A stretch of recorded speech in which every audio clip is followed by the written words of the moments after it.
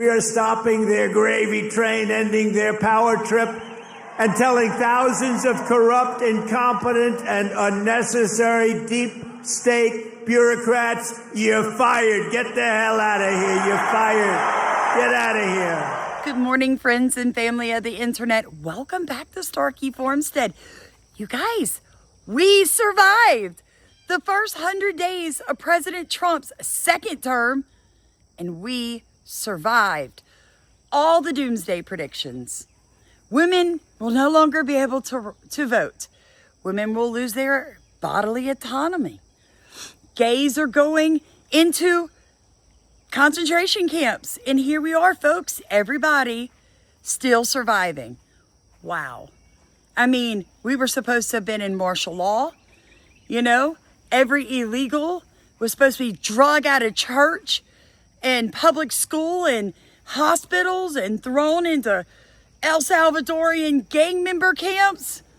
And folks, it just isn't happening. So now that everybody has survived the first 100 days of President Trump's second term, let's talk about what is actually going on and what our president has done for our country. So a lot of people do not realize how many executive orders President Trump has actually signed. More than 1,000 executive actions, and I could recite our accomplishments all night long. And by the way, did you just see what I did? Straws. I wiped out the paper straw, little thing. These are the little things. Your sink. You ever try buying a new sink and no water comes out? Your shower heads, your toilets, the whole thing, it's a disaster. We now have it so you can have as much water as you want. I mean, guys, this man is hard to keep up. You thought Joe Biden's auto pen was hard to keep up with.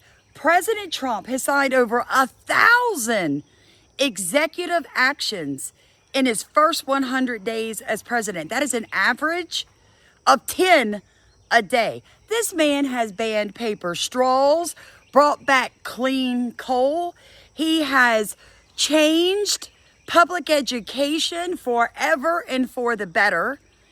He has promoted America first in every single step that this man's taken. And a subscriber from this channel, Kent, he told me, Sam, President Trump's cleaning up the trucking industry. Did you guys know how many illegal aliens were driving 18-wheelers and did not have the ability to speak English, read signs, or anything else? These are illegal aliens. Not anymore, baby. President Trump's making that stop too. So most of you know that I'm going to teach next week about farming. And can I tell you how excited I am, folks? So I wanted to ask you guys, if and only if you're comfortable with it, would you like to buy a worm farm for a classroom? If you are, here's what I need from you. I need you to send $75 to one of the different apps. Yes, I know, but I have to pay for the worms and all of that. And on it, just put your last name and your state abbreviation, because what I'm going to do is on each worm form, I'm going to write your family's last name, family, like Starkey Family, LA. And I will explain to the children that this family from this state donated these worms to their classroom. I have a total of 10 classrooms. That is why I can't do it without you guys' help. And yet, we have to hear her. I mean, they're now deporting U.S. citizens. You can't deport a U.S. citizen. U.S. citizens are from here. There's nowhere to deport them to. They're now arresting judges, right? It's insane. I think that we should expect some wild pitches, some truly reckless actions to try to change the trajectory of how things are going, to try to make it seem like this is a new game. I think because of that instinct in Trump, we should expect that there are going to be some things ahead that are markedly more horrible than even what they have done already. I think they're going to try to put some proverbial heads on pikes, and I think that's going to be terrible. I also think, though, that the more important truth here is that the country is against them, and the country is against him, and he knows it. And the country is not only willing to get out and protest against him, they are willing to do it over and over and over and over and over and over again in every state in the country and just about every town. Culturally, it is now firmly established that capitulation and sucking up to Trump is shameful and weak and marks you as a loser. Conversely, I think it is culturally ingrained now that saying no to Trump and fighting him and standing up to him shows that you are strong and a winner and somebody who other people might be interested in. The superabundance of court rulings against Trump will continue. I think that will help. Bottom line, I think as long as the movement against him stays nonviolent, the movement against him wins. Guys, what you just saw is called predictive programming. This is what is wrong with the left. Now, just about everything she said had one kernel of truth, and the rest was full of lies. But it's the brainwashing. It is the way that she speaks. It is the cadence. It is the repetitive speech over and over and over, if you didn't catch all that. It is the insinuation that history will remember you as a warrior and a true American if you fight Trump every step of the way, every day of his office. Because Trump is evil. Trump is fascism. Trump wants to be a dictator. Relentless attack against the LGBTQ community in under 4 months. He's instituted a trans military ban. He said that trans and non-binary people don't exist in the eyes of the federal government. He has threatened teachers who teach about LGBTQ inclusive curriculums in schools. He has wiped references to LGBTQ people and HIV from federal government websites, and so much more. Never pointing out to you that the judges that were arrested were literally keeping violent, illegal aliens safe in your country. Not only protecting them after committing felonies, keeping them in their homes and hiding them from ICE. Folks, you can't have judges who break the laws. That's just not okay. One thing I noticed that she did say is the proverbial heads on pikes. In other words, the left knows that bigger arrests are coming. So the Trump administration is now arresting judges for breaking law. What comes next?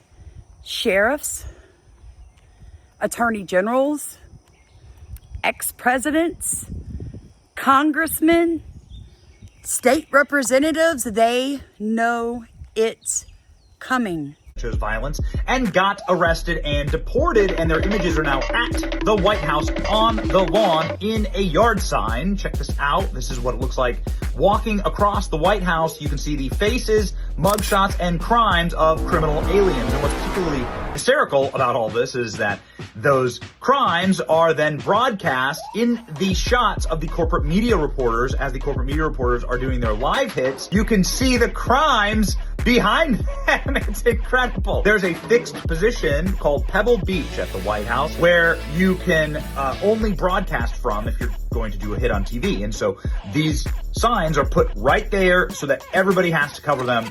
It's incredible. I love this troll. And more importantly, this is a very, very valuable message to get out to the American people. Finally, ladies and gentlemen, some salt for your coffee this morning. Here's MSNBC having a total freaking salty meltdown on these signs. White House has put up about 100 posters of what they say are unauthorized immigrants who have been arrested for violent crimes. You can see them there. They put them up on the driveway. But what's particularly noteworthy about this location is it is right directly behind the positions where TV correspondents do their hits. So therefore, no matter what network you're on, that includes MSNBC, if you're doing a hit from the White House right now, those pictures will be behind you. I love my president. I don't know about you guys, but I am thankful for everything that he has done. Some of these executive orders they're just amazing. Like, they're common sense, folks. Not allowing illegal aliens to have Social Security. Like, who would have thunk you could just do that? Closing the border with nothing more than a sheet of paper and a signature. Wasn't it Joe Biden that said he had to pass legislation to close the border? I'm just saying. You should spend a few days, at least, looking through whitehouse.gov at some of the things that your president has done for you on your behalf. And then if you still don't like him, we can chat about it. They've saved $150 billion on waste, fraud, and abuse. Doge. So we want to thank him. He's an incredible guy. But personally, folks, I think he's doing an amazing job for his first 100 days as president. I'd like to know what you think. Drop it in comments. Let's open this up. I know some of you are going to bring up the AI and the mRNA injections, but you know what? We haven't seen a whole lot talked about with either of those. So when those things start coming to fruition, we can then more openly discuss it. Until then, most of it's probably, and I'm just being honest, gossip. Let's talk about what he's actually done. The things he's done to protect you and me and our children. America's back, baby.